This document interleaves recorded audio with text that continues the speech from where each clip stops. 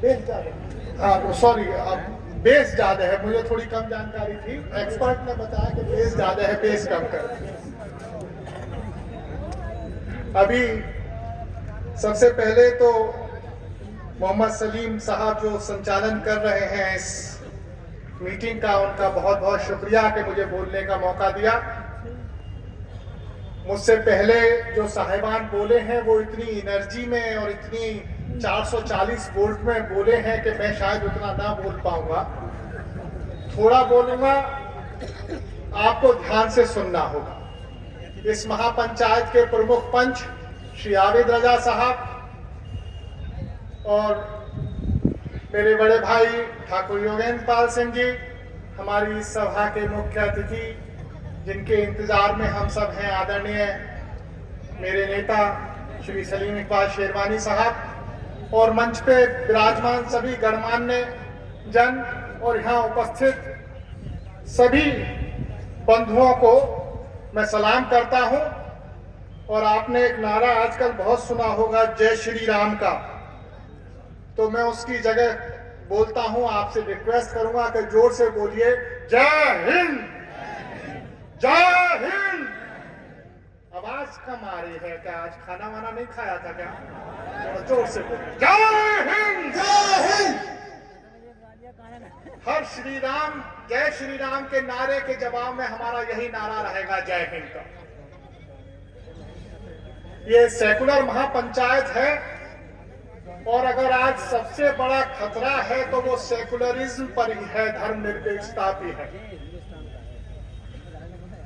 आप लोगों को शायद जानकारी न होगी, जब दिल्ली में नए संसद भवन का उद्घाटन हुआ और उसमें संविधान की प्रस्तावना सांसदों को दी गई, तो उसमें दो शब्द गायब थे, एक धर्मनिरपेक्षता और दूसरा समाजवाद। जब इस पर आपत्ति उठाई गई तो सरकार का जवाब यह था कि जब सन 1950 में जब संविधान लागू किया गया था तो उसकी प्रस्तावना में धर्मनिरपेक्षता और समाजवाद शब्द नहीं थे। ये बात सही है, 1970 के दशक में श्रीमती इंदिरा गांधी जी ने वो शब्द जोड़े थे, लेकिन जब एक बार कानून बन गया तो बन गया, फिर उसको हटाने की जरूरत नहीं है। इससे आपको अंदाजा लगेगा कि जो इस समय के हुक्मरान हैं, जो हिंदुस्तान पर राज कर रहे हैं, उनका इरादे क्या है। यह कानून के साथ खेलने वाले लोग हैं और कानून को अपने मन माफिक जोड़ तोड़ करने वाले लोग हैं। उसी के तहत यूनिवर्सल सिविल कोड लाने की तैयारी चल रही है। यह सीधे सीधे चुनौती है हिंदुस्तान के उस आईन को, उस संविधान को जो कहता है कि हिंदुस्तान में हर व्यक्ति को उसको अपने धर्म के अनुसार पूजा करने का, इबादत करने का और तरीके से अपने धर्म को फॉलो करने का काम का इजाजत है। दूसरा, एक और कानून बनाया इन्होंने किसानों के खिलाफ, छोड़ा किसी को नहीं है, लेकिन शुक्रिया अदा करता हूं पंजाब के किसानों का, हरियाणा के किसानों का, पश्चिमी उत्तर प्रदेश के किसानों का, कि जो कानून बिना बहस किए उन्होंने पास कर लिया था, वो बिना बहस किए ही उनको वापस लेना था। आज इस पंचायत के मार्फत जो बात मैं आपसे कह रहा हूं, उसके बहुत बड़े मायने हैं। सन 1991 में place of worship act Hindustan की संसद ने पारित किया था। उस प्लेस ऑफ वर्शिप एक्ट के अनुसार केवल बाबरी मस्जिद को छोड़कर हिंदुस्तान में जितने भी पूजा गृह थे, उनकी नेचर में, उनके कैरेक्टर में कोई तब्दीली नहीं की जानी थी। लेकिन आज जब डबल इंजन की सरकार का नारा लगाया जाता है तो सबसे पहले उसी पर हमला किया जाता है। जो माइनॉरिटी कम्युनिटीज को कानून बनाकर दिए थे कि वो अपने फंडामेंटल राइट्स के तहत उन कानूनों में अपने धर्म के हिसाब से, अपने कायदे कानून के हिसाब से जी सकते हैं, उनमें हस्तक्षेप किया जा रहा है। ऐसा क्यों हो रहा है? ऐसा इसलिए हो रहा है कि आज सदन में आपकी आवाज को बुलंद करने वाला कोई नुमाइंदा नहीं है। 2009 का चुनाव हुआ था, आपने सलीम इकबाल शेरवानी साहब की बहुत बड़ी सपोर्ट करी, उनको अपना नेता बनाया, भले ही वो चुनाव हार गए, लेकिन आप उनकी पीठ के पीछे इतनी मजबूती के साथ खड़े थे कि वो आपकी बात को ऊपर तक पहुंचा सकते थे। सेकुलर हम सब हुए, आप लोग भी सेकुलर हुए, और मैं आप सबकी सेकुलरिज्म को, आपकी धर्मनिरपेक्षता को सलाम करता हूं कि 2019 में और 2022 में आपने जाति और धर्म से उठकर समाजवादी पार्टी को सपोर्ट किया और सपोर्ट करके आपने उनके कैंडिडेट को जिताने का काम किया। जीत 2019 में भले ही ना जीते हो, लेकिन आपकी ताकत उनके साथ में थी कि आपने एक बार को सलीम इकबाल शेरवानी साहब को भी कमजोर कर दिया, उनको अपने आशीर्वाद से महरूम कर दिया। जानते हैं नतीजा क्या हुआ? दो छोटे छोटे उदाहरण दे रहा हूं।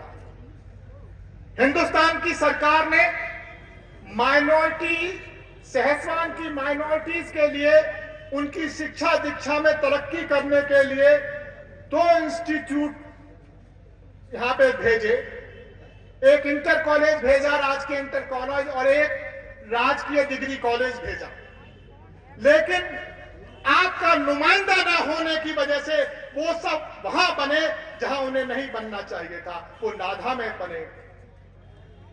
मैं ये नहीं कह रहा कि नाधा में डिग्री कॉलेज या इंटर कॉलेज नहीं होना चाहिए, वहां पे भी होना चाहिए, लेकिन बैसवाड़े का इलाका जहां माइनॉरिटी की तादाद बहुत ज्यादा है, वो इलाके जहां पे माइनॉरिटी की संख्या ज्यादा है, जहां उनके बच्चे पढ़ सकते हैं, दूर नहीं जा सकते पढ़ने के लिए, वहां पे वो सहूलियतें नहीं दी गई।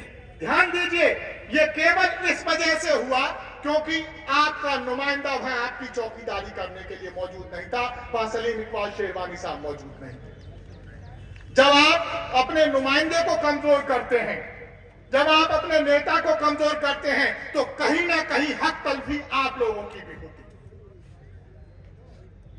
दूसरा एक और उदाहरण है, बदायूं में श्री आबिद रजा साहब उस समय एमएलए थे और बैटरी रिक्शा का वितरण हो रहा था। क्योंकि आबिद रजा साहब वहां एमएलए थे, नुमाइंदगी कर रहे थे, तो उन्होंने ये अपने समय में सुनिश्चित किया कि बैटरी रिक्शा बंटने में किसी के साथ हक तलफी ना हो, हर जरूरतमंद को बैटरी मिली। और इसके लिए मैं आबिद रजा साहब का शुक्रिया अदा करता हूं, उन्हें मुबारकबाद देता हूं कि उन्होंने अपने रहते हुए कमजोर वर्ग की, अल्पसंख्यक वर्ग की हक तलफी को नहीं होने दी। आज की तारीख में सेकुलरिज्म की हिफाजत करना हिंदुस्तान के हर आदमी का काम है। आज भले ही कम्युनलिज्म पर, धार्मिक उन्माद पर आप लोगों को हवा देखने को मिलती होगी, लेकिन ध्यान दीजिएगा, अगर हिंदुत्ववादी संगठन है या हिंदुत्ववादी विचारधारा के लोग हैं, तो वो पूरी जनसंख्या के 25 से 30% से ज्यादा नहीं है। आज भी आपके साथ में 50% हिंदुत्व वाले लोग नहीं हैं, 50% हिंदू ऐसे लोग हैं जो सेकुलरिज्म में साथ में।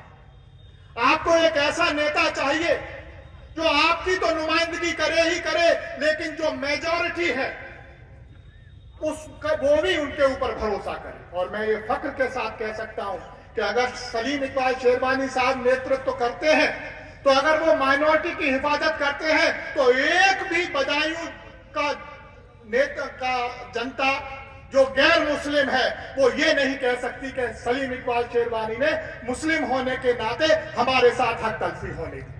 उन्होंने सदैव न्याय की बात की। ऐसे नेता बहुत मुश्किल से पैदा होते, और ऐसे नेता को हिफाजत करना आप लोगों का काम है। आप लोग उनकी पीठ के पीछे खड़े होइए। इसी के साथ साथ राजनीतिक दलों की भी ये ड्यूटी है कि वो ऐसे नेताओं को बचा के रखें, ऐसे नेताओं की हिफाजत करें, ऐसे नेताओं को समाज में आगे रखें, जिससे कि माइनॉरिटी कम्युनिटी अपने आप को महफूज रखे और समाज के साथ, देश के साथ लगा के चले, उनके साथ में रहे। मैं बहुत अफसोस के साथ कहना पड़ रहा है, 2020 में समाजवादी पार्टी में आने के बाद से समाजवादी पार्टी के नेतृत्व ने जिस तरह से सलीम इकबाल शेरवानी साहब को इग्नोर किया है वह अच्छा नहीं किया। इसके लिए मैं शर्मिंदा हूं और एक तरह से मैं क्षमा याचना भी करता हूं। लेकिन आज के समय में जो हमारी लड़ाई है वो लड़ाई एक इतने बड़े दुश्मन के साथ में है जो हिंदुस्तान के फैब्रिक को बदल देना चाहता है। हमें उस लड़ाई को जारी रखना है और उसके साथ साथ जिस पार्टी के लिए हमने अपना सब कुछ कुर्बान कर दिया, हमने जाति और धर्म से ऊपर उठकर उसको वोट दिया, उससे हमारी मांग है कि हमारी नुमाइंदगी की हिफाजत करे, हमको नुमाइंदगी दे। सलीम इकबाल शेरवानी साहब ने समाजवादी पार्टी के राष्ट्रीय महासचिव पद से केवल इसीलिए इस्तीफा दिया कि हिंदुस्तान में उत्तर प्रदेश के माइनॉरिटी कम्युनिटी को समाजवादी पार्टी उचित प्रतिनिधित्व नहीं दे रही है। ये प्रतिनिधित्व नहीं मिलता है तो ऊपर भी हक तलफी होती है और जमीन पर भी हक तलफी होती है। इस हक तलफी को रोकना होगा और इसको रोकने के लिए सबसे बड़ी जरूरत वो है कि आपका एक सही नुमाइंदा जिसमें आपका भी यकीन हो और जो मेजॉरिटी है, जो हिंदू हैं, वो भी भरोसा करते हो। अगर वो लोग ऐसा नेतृत्व आप विकसित करके समाज में लाते हैं तो वह आपकी नुमाइंदगी करेगा जो हिंदुस्तान के लिए, देश के लिए और समाज के लिए तरक्की के रास्ते पर ले जाए। मैं अपनी बात यहीं खत्म करता हूं और उम्मीद करता हूं कि आपको मेरी बात समझ में आई होगी। अगर मेरी बात समझ में आई है तो मेरी गुजारिश है, एक बार बहुत जोर का नारा लगाइए, जय हिंद, जय हिंद, जय हिंद, जय हिंद, जय हिंद, जय हिंद। बहुत बहुत शुक्रिया। बहुत बहुत शुक्रिया पीयूष रंजन यादव साहब। और अब मैं दरख्वास्त करता हूं जनाब ठाकुर योगेंद्र सिंह तोमर जी से कि वो मंच पर तशरीफ लाएं।